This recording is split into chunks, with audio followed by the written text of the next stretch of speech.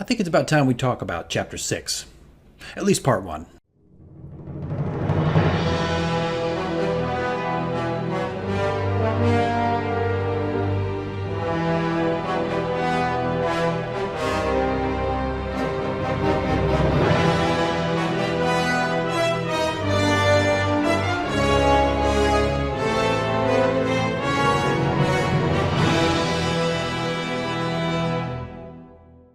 Hey everybody, this is DM Mike, and this is Chapter 6 Tips for Hoard of the Dragon Queen. Now, this is Chapter 6, Part 1. Part 1 is going to cover the swamp. Part 2 will cover the castle, but I'm actually just now stepping foot into the castle, so I don't have really anything to give you at this point. We're only on, maybe this Friday actually we're going to be playing only the second session in the castle, so I'm going to save that for another video. Now, one thing I do want to address just right off the bat is you're probably looking at my playlist going, okay, Mike, you got Chapter 1, 2, 3, and then you got 6. Where's 4 and 5? Well, we're not going to have any. I'm not going to have that. Unfortunately, my characters made, not unfortunately, it's just the way the game unfolded. They made different choices, and unusual circumstances were created during some gameplay, and long story short, we skipped Chapters 4 and Chapter 5. So you'll never see that, unfortunately, on the playlist, even though I think a lot of people want tips, especially when it comes to Chapter 4, but just, unfortunately, I never got into that chapter. You know, my characters just went a different route, went a different path, so it changed things. So sorry about that. You're never going to find that, unfortunately. If I ever run the adventure again, and I actually get to Chapter 4 and 5, well, then I will definitely add them. But most likely, isn't going to happen. So anyway, I think it's 5 tips. I'm going to be looking down on my Google Doc here, so I'm not losing my place. But anyway, let's start. Let's get right into it. I have, it's 5. Yes, it's 5. Okay, so number one. Read up on some of the lore of the swamp. Now, don't take forever on this. You know, I'm a DM like you. We've got already enough stuff to prep for, plenty of stuff to read, including the adventure itself. But don't get lost in that. But type in Ed Greenwood in the Google search bar, and you'll find about 1 or 2 good articles, I think, that talk about the swamp and the creatures in the swamp and the dragons in the swamp and all the things they could encounter in the swamp. And I think it's just good fodder for you as the DM. It'll help you pepper your details with adjectives and different descriptors of the swamp. It'll help sell the idea of the swamp, the kind of thing, and help you build some of those encounters. Even though the book does suggest a couple things, these articles actually read really well, and it'll give you additional ideas, additional input. But here's the thing, one warning, don't get too caught up in lore. That's just my only suggestion. I mean, some people love lore. They'll spend all day reading lore, but just be careful. You can get a little too deep, and most likely your characters are probably never going to encounter half that stuff. Your players will never even go in that direction. So that's why lore sometimes can be appealing, but also kind of a trap because you can get lost in all this. And this sounds cool, and that sounds cool, and this sounds cool. Yeah, your character's only going to make one decision most likely. So just be careful with that. So that's number 1. Read some of the articles on the swamp by Ed Greenwood. All right. Let's see. Oh, number 2. Sell the idea of the swamp. The swamp needs to be a lethal environment. All right. I wanted my characters, I remember when I first stepped in, the character stepped into the swamp.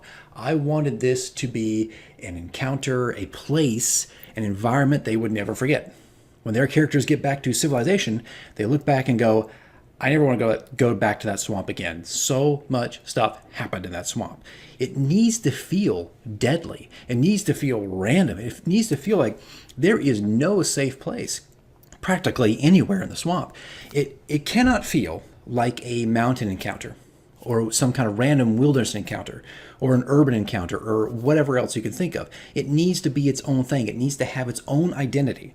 So one of the ways I've done this is like camping. Camping can be perilous. It's not really quite easy. Now, they have managed to get their 8 hours of rest here and there, but we did some random encounters. Luckily, they rolled so low, nothing happened. But it needs to feel tense. Now, one thing I think you could probably do is give your characters skill checks. Ask them, how are you setting up this camp? You are surrounded by all kinds of stuff. Giant bugs, giant frogs, giant crocodiles, and all kinds of beasts and different things going on. Will-o-wisps, undead. I mean, there's a lot of stuff roaming around in the swamp. Ask them, How are you setting up your stuff? How are you setting up your camp? How are you keeping watch? Those kinds of things. And let them work that out. It can be a fun exercise, I think, for your players to figure out how they're going to keep themselves safe. It's not a place where you can just lay your head down and get a nap. Great nap. It really was. Right? It's just not going to happen. So that's one thing. That's one area. That's one way I have done it. I've just kind of made camping a little difficult. Also, random encounters. I don't typically do a lot of random encounters, but I felt like I could see the need for them. I could see why you would have something like that in a place like this where it's really deadly. And, you know, the bush you pass, the tree you go under, the water you step in, there's always something. There's a possibility, I should say. There's a possibility something's going to happen. So just, you know, keeping up that lethality of the swamp. And another way I've done this with the camping and the random encounters, but also I had repeated events. And what I mean by this is there's always like this one main threat in a swamp. And for me, that was crocodiles. I had crocodiles everywhere, right? I had crocodiles coming out of the trees. They were just, you know, the characters knew that when they came to a body of water, it was time to keep their eyes open and to be careful. They needed to be in a boat. You couldn't just go wander out into the swamp. One of my characters flat out did that. But you got to be careful. You know, so that's one way I tackled some of that lethality was the random encounters, the camping, and also that repeated event. There's always going to be a problem with the water, right? So that's 2. Number 1, read up the lore. Number 2, sell the idea of the swamp. Let's go number 3. Number 3 is I encourage you, if you can do this, I encourage you to create atmosphere, right? Strive to create that atmosphere of the swamp. Now, what I mean is this is an excellent place for ambient effects. If you've never used ambient effects, I highly encourage you to do so. All you need is like a couple speakers in your phone or your laptop, just, you know, any way you can play audio with your friends while you're just sitting there at the table. This is a great environment to do that in. There's so much in the swamp. Now, I'm going to recommend here, I'll put a link up or maybe a little picture of this guy on Bandcamp, who I kind of stumbled upon completely by accident, that he, for $7, you get like 25, 30 tracks. And he's got 2 volumes, so it's like up to 50 to 60 tracks that you can get that are all kinds of ambient effects. And I usually create my own, but actually 99% of the time I create my own. But I wanted something very specific, and I happened to come across this guy, and it worked great. It's 30 minutes. Now, unfortunately, it doesn't fade at the beginning and the end, which I typically like, but it was really useful.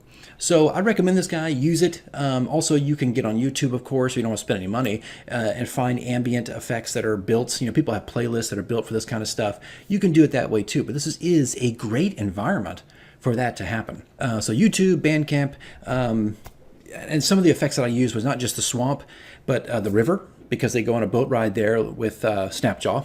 And I used like storms, especially when they were around the undead. I had just kind of swamp storms going on, you know, just again to set that mood, to set the feeling of verisimilitude. All right, so that was number 2. Number 3. Let's see, number 4. Just a suggestion, this may not work for you. I don't know your players or what kind of classes they're playing, but this is a great place for the undead.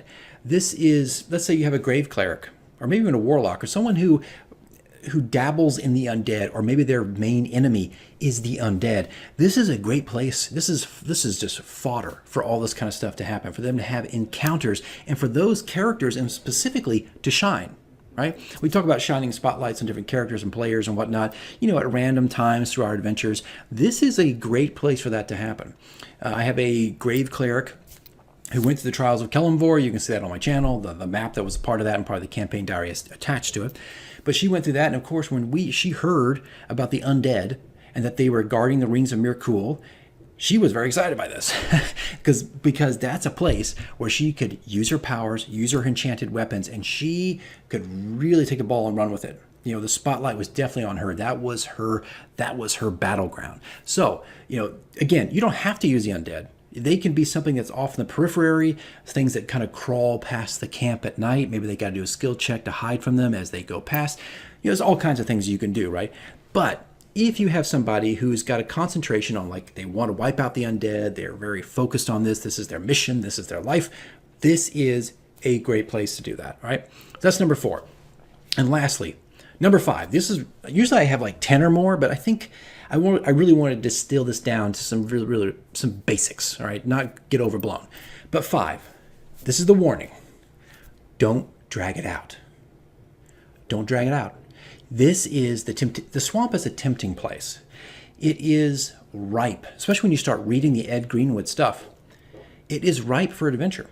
It is ripe for encounters. It's ripe for combat. It's a ripe place for dungeon crawling. There are so many things. You could have a million adventures in the Mirror of Dead Men, and it's tempting. So my advice to you, I think this is the most crucial advice, is don't drag the encounters out. Get them from point A, which is when they enter the swamp, to point Z, which is when they get to the castle. I think I did okay. I think had I gone maybe 1 or 2 more, I would have crossed the line. And we're talking about weeks and weeks and weeks of playing, right? We've been playing for months in the swamp, literally in real time. Just months have passed. But I think had I gone just 1 or 2 more, it would have been like, okay, can we get to the freaking castle already? Right? So just be careful with it. Be careful how many encounters you have. Be careful how many, these, maybe a dungeon crawl or the encounter with the undead, or how many times the crocs are coming out of the water. Be careful with this kind of stuff because it can become overwhelming and it can drag on for an excruciating amount of time. And when they get to the castle, they still have a huge dungeon crawl, if you will, through 3, 4, 5, whatever tier levels of castle, and that's a whole nother thing, right? So anyway, all right guys, let's go ahead and recap real fast here. So number 1, this is the chapter 6 tips, part 1 for the swamp. Number 1, read up on some of the lore using the Ed Greenwood articles. They're great. They will help you find some vocabulary and some descriptors for the swamp, and also give you ideas for encounters. 2, sell the idea of the swamp. It's a lethal place. Let it feel lethal. When your characters leave the swamp in chapter 6, they should be saying to themselves, I never want to go back. Don't ever tell me to go back to that swamp. Like the characters in the world should have stories to tell. All right. So sell the idea of the swamp. 3, I encourage you to create atmosphere. I do this in every one of my chapter tips. This is another environment that's ripe for it. 4 and 5, chapters 4 and 5.